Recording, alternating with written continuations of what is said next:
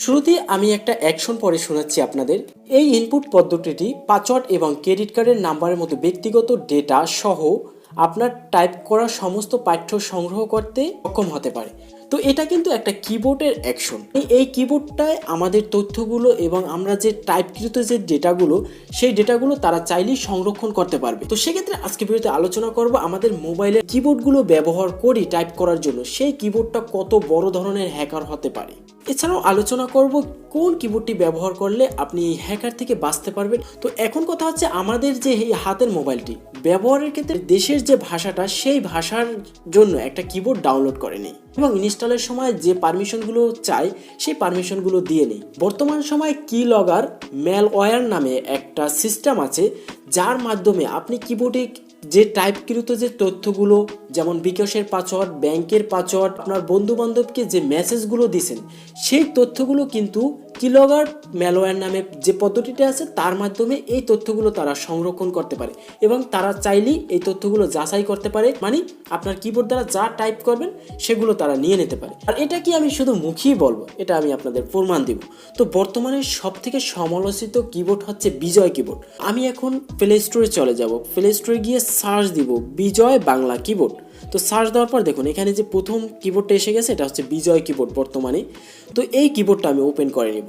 তো ওপেন করার পরে এখানে দেখুন আমার ফোনে যে কিবোর্ডগুলো আসছে সেই কিবোর্ডগুলো এখানে পারমিশন দিতে হবে। যেমন এখানে বিজয় অ্যান্ড্রয়েড কিবোর্ডটি আছে, এটা আমি পারমিশন দিয়ে নিই। দেখুন এখানে একটা অ্যাকশন দিয়ে দিছি, এই অ্যাকশনটাকে আমি স্ক্রিনশট দেব।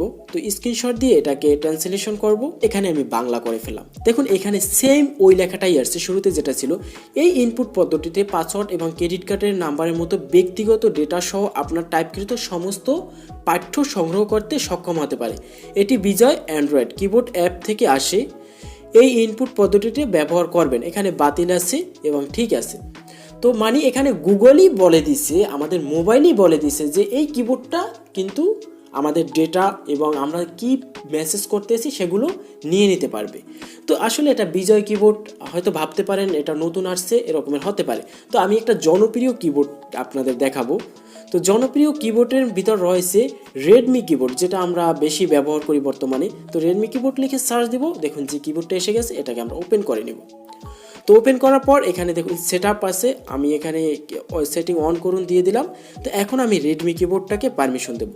সেমভাবে একই লেখা আসছে, মানে এই যে এই কিবোর্ডগুলো কিন্তু থার্ড পার্টি কিবোর্ড, এই জন্য কিন্তু এই লেখাটা আসছে যে আপনার এই ডেটাটা নিয়ে নিতে পারে। কিন্তু এখানে একটা ব্যাপার আছে, এখানে যে রেডমি কিবোর্ডটা আমরা যখন শুরুতে আসছিলাম এখানে দেখুন আপনার ডাটা নিরাপদ। এখানে তারা খুব সুন্দরভাবে একটা ডিসক্লাইমার দিয়ে দিয়েছে যে তারা এই তথ্যগুলো সংগ্রহ করে না।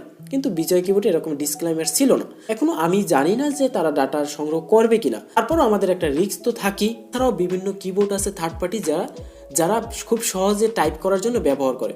অবশ্যই এরকমের কিবোর্ডগুলো ব্যবহার করা উচিত না। এখন কি আমরা মোবাইলে কিবোর্ড ব্যবহার করব না? হ্যাঁ, কিবোর্ড তো অবশ্যই ব্যবহার করব। সেক্ষেত্রে বেস্ট কিবোর্ড হচ্ছে আমাদের ফোনে যে কিবোর্ডটা থাকে সেই কিবোর্ডটা হচ্ছে সব থেকে নিরাপদ। তো সেই কিবোর্ডটা হচ্ছে জি কিবোর্ড। তো দেখুন এখানে যদি কিবোর্ডের অপশনে আসি, এখানে দেখুন লেখা আছে জি কিবোর্ড। তো জি কিবোর্ডটা কিন্তু অটোমেটিক পারমিশন দেওয়া থাকে, এটা মূলত আমাদের ফোনেই থাকে।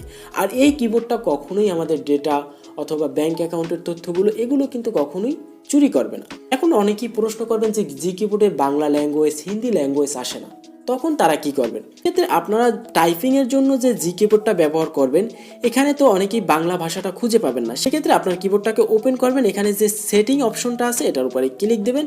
এখানে দেখুন আছে ল্যাঙ্গুয়েজ, তো ল্যাঙ্গুয়েজের উপরে ক্লিক দেবেন। এখানে যে অ্যাড কিবোর্ড এটার উপরে ক্লিক দেবেন। এখানে অসংখ্য ল্যাঙ্গুয়েজ আছে, দেখুন এখানে বাংলা, বাংলাদেশ, এছাড়াও হিন্দি, ইংলিশ সব ল্যাঙ্গুয়েজগুলো এখানে আছে। আপনি আপনার পছন্দ অনুযায়ী এখানে কিবোর্ড সেট করে নিতে পারবেন। তো আমি বাংলা সেট করে দিলাম, তো এখানে ডান করে দিলাম। তো ডান করার পরে এখানে যখন আমি আবার কিবোর্ডে এসে লিখবো তখন এই জায়গায় যে গোল বৃত্তটা আছে এটার উপরে যদি ক্লিক দিই, দেখুন এখন কিন্তু বাংলা এসে গেছে। এখন আমি বাংলাও টাইপ করতে পারবো, ইংলিশও টাইপ করতে পারবো। আর এই যে এই জি কিবোর্ডটা এটা হচ্ছে সব থেকে নিরাপদ কিবোর্ড। আপনারা চাইলে এই জি কিবোর্ডটা ব্যবহার করতে পারেন।